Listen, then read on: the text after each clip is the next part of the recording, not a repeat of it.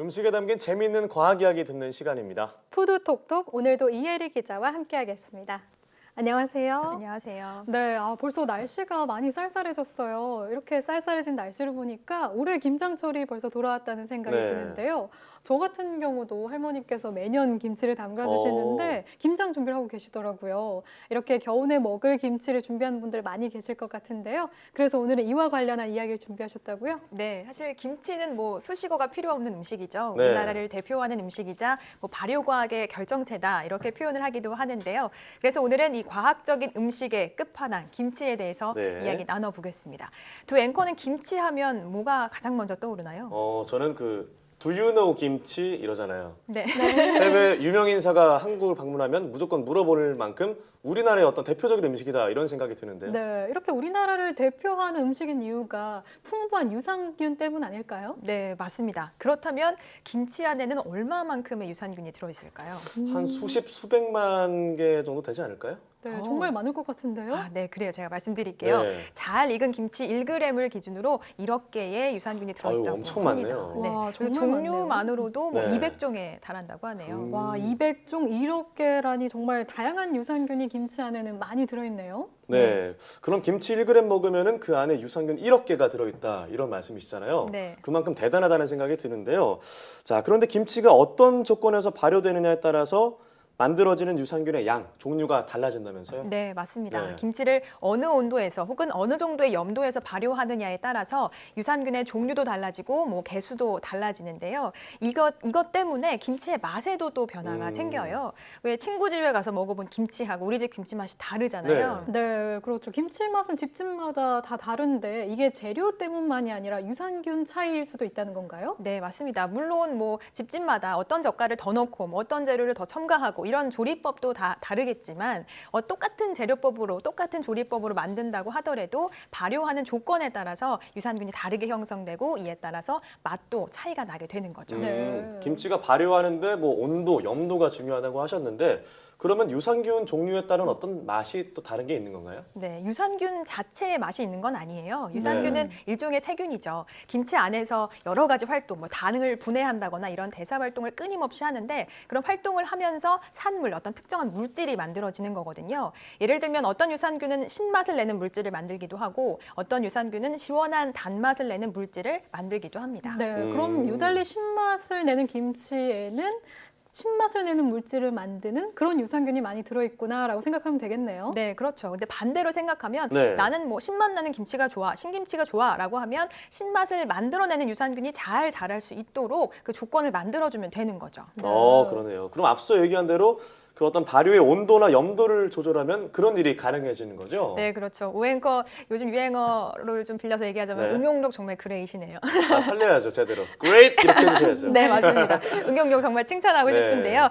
어떤 특정한 맛을 내는 김치를 만들고 싶다라고 하면 그런 유산균이 잘 자랄 수 있도록 조건을 만들어주면 됩니다. 일단 유산균은 유산균별로 이 좋아하는 온도, 잘 자랄 수 있는 온도가 있어요. 네. 예를 들면 시원한 단맛을 내는 그런 물질을 만드는 유산균의 경우에는 이걸 바로 류코노스톡이라고 하는데요. 네. 이 유산균은 섭씨 10도 이하에서 잘 어. 자라거든요. 일반적으로 숙성 기능을 갖춘 김치 유산균이 약 6도 정도로 설정이 돼 있으니까 이런 김치 냉장고에서 한 일주일 정도 숙성하면 이 시원한 단맛을 제대로 즐길 수 있겠습니다. 네, 저도 유행어를 좀 활용하자면 네. 정말 과학적인 꿀팁이네요. 네. 네, 저는 신김치도 참 좋아하는데요. 네. 이건 어떻게 만드는 거죠? 신김치는 쉽게 말해서 조금 더 높은 온도에서 푹 익히면 되는데요. 신맛을 내는 물질을 만드는 유산균이 락토바실루스인데 이거는 네. 10도 이상에서 활발하게 증식합니다. 보통 김장김치를 바로 김치냉장고나 뭐 냉장고에 보관하지 않고 실내, 뭐 거실이라든지 혹은 베란다에 한 2, 3일 정도만 둬도 신맛이 나게 되잖아요. 네. 이게 바로 다 이런 이유 때문인 거죠. 자, 어떤 맛에 따른 온도 변화, 발효 방법을 소개해 주셨는데 염도는 어떨까요? 네, 염도 같은 경우에도 염도가 이제 높을 경우 신맛을 내는 유산균, 이 락토바실루스가 잘 자라게 되고요. 반대로 염도가 조금 낮게 되면 이 시원한 단맛을 내는 류코노스톡이 잘 자라게 됩니다. 상대적으로 염도가 좀 낮은 김치인 뭐 물김치 혹은 동치미가 시원한 단맛이 많이 나는 이유가 바로 다 이런 원리인 거죠. 그래서 네. 상대적으로 염도가 낮을 때 이런 맛이 나게 되고 염도가 염도가 좀 높은 그런 지역의 김치, 예를 들면 뭐 전라도 김치 같은 네. 경우에는 신맛, 묵은지의 신맛과 감칠맛이 아주 제대로 느껴지는 거죠. 아, 그래서 그랬군요. 저희 할머니께서는 전라도 손맛을 갖고 계셔서 그러네요. 묵은지가 그렇게 맛있더라고요. 네. 그럼 이렇게 발효 온도나 염도에 따라서 맛이 달라지는데 보편적으로 맛있고 유산균도 많이 들어있는 좀 김치 발효의 정석, 모범 답안 같은 조리법도 있을까요? 네, 제가 말씀드릴게요. 네. 일반적으로 아주 다양한 종류의 유산균을 아주 많이 증식해서 건강하게 먹을 수 있으려면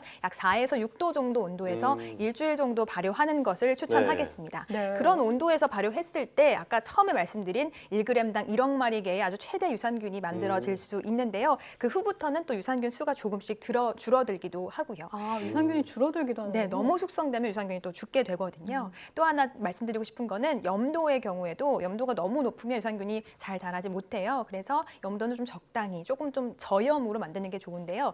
물과 소금의 비율을 9대 1로 만드시는 게 가장 좋겠습니다. 자, 김장철에 이렇게 맛있는 김치 담그는 법을 제대로 배워가네요. 네, 뭐 제가 사실은 일반적인 아주 원론적인 얘기를 해드렸는데 김치는 재료만 봐도 수십 가지에 달하기 때문에 네. 변수가 아주 많아요. 그거 재료에 따라서도 맛이 달라지기도 하고요. 전문가들도 사실 김치를 굉장히 어려운 음식이다라고 표현하기도 하거든요. 전문가 이야기 잠시 들어보시겠습니다. 계절에 따라서 유산균 수도 또 다르게 나타나는 게 배추의 종류에 따라서도 좀 다른 것 같고요. 특히 겨울철 배추에서 유산균이 더 많이 생성이 되고 있거든요. 그런 이유가 겨울철 배추가 다른 계절에 비해서 수분 함량도 적으면서 영양분은 더 많기 때문에 그러한 것들이 영향을 미치기도 하는 것 같아요. 정말 복잡한 식품이거든요. 그래서 여러 가지 요인에 따라서 이런 유산균의 종류나 수도 달라질 수는 있어요. 네, 정말 많은 요인이 작용하니까 김치를 연구하는 입장에서는 어려울 것도 같은데요. 네. 하지만 그래서 연구 분야가 좀 풍부하고 재미도 있을 것 같아요. 네, 유산균이 일종의 세균이라고 하셨잖아요. 이렇게 김치가 어떻게 생물처럼 뭐 살아 움직이는 것 같은 느낌이 들면서 수시로 변하는 게 아닌가 싶은데요. 네, 맞습니다. 대단하다는 생각이 들면서 앞으로는 두유노 김치를 더 뭐 당당하게 좀 물어볼 수 있지 않을까 싶습니다. 네, 맞습니다. 김치 유산균은 또 다른 발효식품에 있는 유산균들보다 굉장히 강한 친구들이에요. 자, 유산균이 유산균이 강하다는 게 어떤 말인지 좀 궁금한데요. 그렇죠. 좀 어색하기도 하죠. 유산균이 네네. 강하다. 어떤 의미일까? 유산균 같은 경우에도 이제 균이기 때문에 이 균들은 염도가 높은 경우에선 잘 자랄 수 없거든요. 물론 네. 좋지 않은 세균을 잡는데 이 소금이 좋은 역할을 하기도 하지만 그만큼 이 염도가 높은 환경에서는 유산균도 자라기 어려운 그만큼 가혹한 환경인 거죠. 이렇게 가혹한 환경에서 살아남은 유산균은 그만큼 또 생존력도 좋아져서 장까지 살아서 갈 확률이 아주 높다고 하네요. 네, 그래서 우리 김치 유산균에 대한 우수성이 세계적으로 주목을 받고 있는 거군요. 네, 맞습니다. 요구르트에 들어있는 유산균, 뭐 비피도박테리움, 흔히 비피더스균이라고 하는데 네. 이 비피도박테리움하고 김치에 들어있는 대표 유산균 루코노스톡을 비교를 해보면요. 비피도박테리움은 우선 발효 음식 특유의 신맛을 내는 역할을 하고요. 루코노스톡 같은 경우에는 말씀드렸듯이 김치 특유의 시원한 단맛을 내는데요.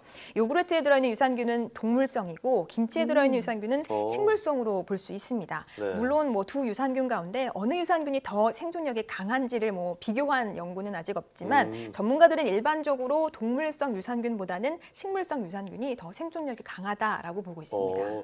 유산균에 동물성, 식물성이 있는지는 또 처음 알았네요. 네, 맞습니다. 저 취재하다 이런 얘기도 들었어요. 뭐 요구르트에 들어있는 이런 동물성 유산균이 부잣집에서 잘 자란 뭐 도련님 혹은 뭐 온실 속의 네. 화초 이렇게 비유를 할 수 있다면 김치 유산균은 고난과 역경을 이겨낸 잡초와 같은 특성이 있다라고 네. 표현을 하더라고요. 그만큼 네. 생존력이 강하다라고 볼 수 있겠죠. 네, 그럼 마치 김치의 특성이 우리 민족의 특성과 비슷하다고나 할까요? 여러모로 우리나라를 대표하는 음식이라는 생각이 듭니다. 네, 맞습니다. 뭐 피클 같은 경우만 봐도 네. 사실 오이, 뭐 양배추 이렇게 재료가 좀 단순한 경우가 많잖아요. 네, 그런데 그렇죠. 김치는 멸균하지 않은 재료를 여러 가지 섞어서 만들게 되는데 뭐 젓갈도 들어가고요.